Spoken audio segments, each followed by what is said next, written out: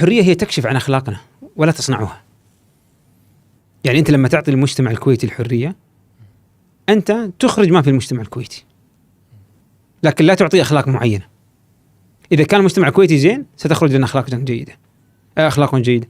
إذا كان المجتمع الكويتي غير جيد إذا ستخلق لنا أخلاق غير جيدة. فالحرية ماذا تفعل؟ مثل الغطاء فوق القدر، تكشف الغطاء ويطلع اللي داخل، الله أعلم إيش اللي داخل، سيء ولا شيء جيد. فالحرية بحد ذاتها لا تستبطن قيمة ذاتية يعني جيدة، وإنما هي مثل ما ذكرنا في البداية تستبطن الخير والشر. فأنت لما تعطي الإنسان حريته كل ما في الأمر أنك تقول سأكشف عن أخلاقك، لكنك لا تصنع أخلاقه، لأن الحرية لا تتضمن منظومة أخلاقية في ذاتها. الحرية ليست موقفا من السياسة ولا من الاقتصاد ومن الأخلاق ولا ما فيها. الحرية فقط أنها تكشف عن النظام الاجتماعي، النظام الأخلاقي الاجتماعي، لكنها لا تصنع هذا النظام. فإذا كان النظام الاجتماعي عنصريا سيكون المجتمع عنصريا. لذلك نحن نحتاج مرجعية فوق الحرية تضمن لنا أن الأخلاق السيئة لا تخرجها لنا الحرية، حتى نضبط الحرية ولا تخرج لنا. طبعا أنا متأكد آلاف راح يعرضون هذه النقطة، يقول لك ليش؟ في النهاية لأن في تصورات إسلامية تحتاج إلى تجديد، تحتاج إلى تطوير، تحتاج إلى إعادة نظر. يعني مفهوم الكثير من الإسلاميين عن الحرية مفهوم مخجل. تصوراتهم عن حرية الإنسان، عن الحرية السياسية، عن حرية المرأة، عن تصورات مخجلة من قديم وليس الآن. في كثير من التصورات الفقهية تصورات مخجلة. يعني بعض الفقهاء بدون ذكر أسماء يرى أن العلاقة بين الرجل والمرأة، بين الرجل وزوجته علاقة رق، عبودية. أبو حامد الغزالي يقوله. حامد رجل عظيم عبقري لكن عنده مثل هذه الأمور. في إحياء علوم الدين يقول علاقة رق، عبودية. هذه بالله من وين جبت أنت من الوحي؟ در في الوحي كله، فتش عنه، اقرأه بعدد أنفاسك، لن تجد آية واحدة تقول ذلك. بالعكس الله عز وجل قال أن العلاقة علاقة سكن. كيف أنت حولتها إلى عبودية؟ مع كامل تقديري واحترامي لأبي حامد الغزالي، لكن نحن ما عندنا أحد معصوم، كل إنسان قابل للصواب والخطأ. ففي تصورات فقهية مخجلة موجودة ما يزال العقل الإسلامي متحسسا منها، متحسس من أي عملية نقد.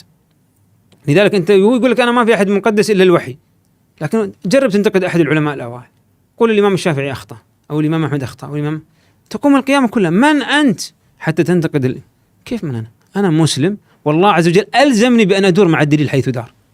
لم يقل إذا قال فلان يجب أن تتوقف. المسلم يطالب بالدليل. أنت أكبر عالم في الدنيا، أنا أقول لك ما هو دليلك على هذا؟ قل هل عندكم من علم فتخرجوه لنا، لازم معي دليل. هذا الفرق بين المسلم وبين كل البشرية، خاصة أتباع الأديان الأخرى. أتباع الأديان الأخرى بينهم حائل اللي هم الطبقة، لكن أنا كمسلم أقدر أقرأ القرآن وأتعلم، وبالتالي أستطيع أن أصل من خلال التعلم دراسة القرآن أستطيع أن أصل للحقيقة، القرآن والسنة. فبالتالي ماذا يحصل الآن؟ يحصل الآن حينما نخجل من تصحيح التصورات الفقهية الخاطئة، في النهاية يكون للآخرين الحق في أن يرفضوا التصورات الإسلامية إذا كانوا، لأن معظم الناس ما عنده قدرة على أن يبحث في نصوص الوحي. فهو بالتالي يريدك أنك أنت تقدم له الرؤية الواضحة، لكن تبرهن له، تقول أنا أخذت من الوحي بناء على الدليل الفلاني. أنت تقول لي ما يفهم الدليل، لا معلش أنت فهمه، يجب أن توسع القاعدة الواعية في المجتمع. ما تقول لي لا هذول العوام ما يفهمون دليل بس تقول لهم الحكم ومش، لا كذا راح نتحول ونقع في الفخ الكتابي، فخ أهل الكتاب. لما تطور هذا الأمر إلى أن أصبحت هناك طبقة من خلالها فقط يعرف الوحي أو يعرف الدين. إحنا ما نريد أن نصل إلى هذا المستوى. كلما توسعت القاعدة المعرفية في التعامل مع القرآن كلما ضمننا أن الأمة قادرة على أن تتفاعل مع ذاتها وتصحح مسارها بنفسها دون أن تقع في الفخ الكتابي. عندي سؤالين دكتور علشان نقدر ننهي. السؤال الأول هما سؤالين يعني فيهم نوع من المنطق اللي ودي أنا أجادلك فيه شوي. يعني كيف ننتقد الحرية الغربية ونحن لا نملك الحرية في العالم العربي؟ يعني قاعد اليوم قاعدين نتكلم عن الحريات وكذا، وإحنا أصلا في العالم العربي حرياتنا متواضعة فيما يخص يعني الحريات المتعارف عليها، حرية الرأي، حرية الحقوق، حرية الواجبات لا، بس يعني بشكل عام لما نقارننا مع الغرب احنا شعوب حرياتنا متواضعة جدا. ايش رايك بهالبعد؟ لا أنا أختلف مع هذا، لأننا لما ننتقد الغرب ننتقدهم كمسلمين، نحن ننتقد كمسلمين ولا ننتقد كموظفين في حكوماتنا. أنا بالنسبة لي كمسلم تعال ناقشني في ديني، أنا هنا أدافع وأمثل عن الإسلام، فبالتالي إذا عندك مشكلة مع الإسلام نعم صح أنا أكون متناقضا. لو كان الإسلام لا يدعو ويحرم الناس حرياتهم نعم يحق لك أنك تراني متناقضا وتقول لي كيف تنتقد الحرية الغربية ودينك ليس فيه حرية. صح انا اكون متناقضا. عشان واقعنا سيء، احنا بالنهايه دول اسلاميه ونمارس الدين والصلوات موجوده. لا الصلوات هي كل الدين هي لا، انا اقصد ان العبادات موجوده واحنا ما تخلينا عن ديننا، لكن مع ذلك اقتصادنا، انا اكلمك الانعكاسات الدينيه على واقعنا. لا توجد دوله لا توجد دوله في العالم العربي قائمه على الاسلام. ليش؟ مساله بسيطه جدا. الاسلام يأمر ان الحكم يقوم على الشورى، وامرهم شورى بينهم.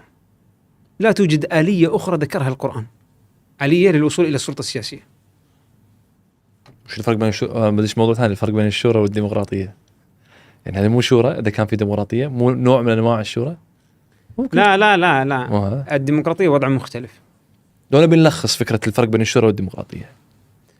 شوف، أنا أرفض هذه المقارنة تماما، مع أن في فترة من الخمسينيات وفوق صار في هوس بأن الديمقراطية هي الشورى. أنا أرفض هذا الأمر تماما، بس أنا أفضل أني أشرحها بشكل واسع. لكن الخلاصة أو أعطيك على الأقل أحد الفروقات، أن الشورى في التصور الإسلامي مرتبطة بمنظومة أخلاقية ووجودية تضمن فعاليتها، بينما الديمقراطية غير مرتبطة. أنا ما أستطيع أن أدخل الديمقراطية بحد ذاتها ضمن التصور الإسلامي. ليش؟ لأن مش أنت اللي أنتجتها، وبالتالي مش أنت اللي تتحكم فيها. يعني اليوم لو أردنا نفعل نظاما ديمقراطيا، أنا أقول أنه يجب أن يكون بهذه الطريقة، وأنت تقول يجب أن يكون بهذه الطريقة. ما هو مرجعنا؟ المؤسسات الغربية. في مؤسسات معنية بقياس المؤشرات الديمقراطية، صح. هي تحدد لك، في بعض المؤسسات عندها 27 مؤشر للديمقراطية، يجب أن تنفذها. المعيار والبوصلة في تحديد ما هو ديمقراطي هي المؤسسات الغربية، صح. فماذا يحصل الآن لما تقول لي أنت تبنى نظام ديمقراطي لكن بتصور إسلامي؟ أنت تقول لي تبنى نظام ديمقراطي له مرجعية أوريدي وجودية، فأنا كيف أدخل الإسلام في الموضوع؟ إذا دخلت الحكم الفلاني والحكم الفلاني، أنت قلت له هذا مو بديمقراطية. ليش؟ لأن أنت عندك تصور مسبق عن الديمقراطية. لكن أنا لما أقول شورى، أنا كمسلم راح أتقبل الأحكام الوجودية والأخلاقية والقيمية المرتبطة بها. فأنا أعرف الشورى في النهاية يجب أن تكون أمين المستشار مؤتمن. لا أبدي رأيي كعضو في مجلس الشورى إلا وأنا أعرف أني صادق فيه ومؤتمن فيه، لأن أنا آثم شرعا إذا خنت، ولا أنتقد الحكومة إذا كنت كاذبا فيها. بمعنى ليش؟ لأنها افتراء، ويجب أن ننتقد الحكومة إذا كانت مخطئة. أنا ملزم شرعا بالأمر معروف والنهي عن المنكر. يعني أقدر أربط الشورى بالأمر معروف والنهي عن المنكر، أقدر أرتبطها بالإخلاص، بالأهلية، بابا إلى آخره، أشياء كثيرة، صح ولا لا؟ لأن الشورى أمر إلهي، وهي مقيدة بأحكام أخلاقية كثيرة، وحتى من حيث الطبيعة ومن حيث الآليات ومن حيث المرجعيات كلها مختلفة الشورى والديمقراطية. لكن هذا موضوع يعني طويل. أنا عندي مشكلة في هذا القياس، في قياس الديمقراطية على لكن هذا بالمناسبة قضية الأمر المعروف والنهي عن المنكر مع الحرية اللي كنا نتكلم عنها قبل قليل، على حرية التكليف وحرية الامتثال، أن الحرية للمسلم غير موجودة في هذه المجالات. إذا قلنا حرية التكليف موجودة دائما، يعني أنت ليس لديك حرية سياسية في الإسلام، ما عندك حرية. أنت يجب عليك يحرم عليك. يعني إذا ترشح 5 سياسيين، واحد منهم جيد لكنه لا يخدم مصالحك، والآخر سيء لكنه يخدم مصالحك، شرعا أنت ليس لك الحرية. أنت يحرم عليك أن تختار الأسوأ، ويجب عليك أن تختار الأفضل. إذا أردت أني أترشح للسلطة وفي واحد أفضل مني، يجب أن أترك الأمر له. فأنت ما عندك حرية سياسية من هذه الناحية كتكليف إلهي، لا، أنت مكلف بأن تختار الأفضل وأن تجتنب الأسوأ. أنت مكلف بأن تنتقد السلطة إذا كانت السلطة لديها خطأ، وأنت مكلف أن لا تنتقد السلطة إذا كانت السلطة ماشية صح، مش تنتقدها افتراء عليه حتى أنت تفوز في الدورة الانتخابية القادمة، لا. لذلك أنت لما تدخل الحرية بالتصور الإسلامي في النظام السياسي تنضبط الأمور معك، لكن لو أدخلتها في النظام الحداثي اختلف معك الأمور تماما.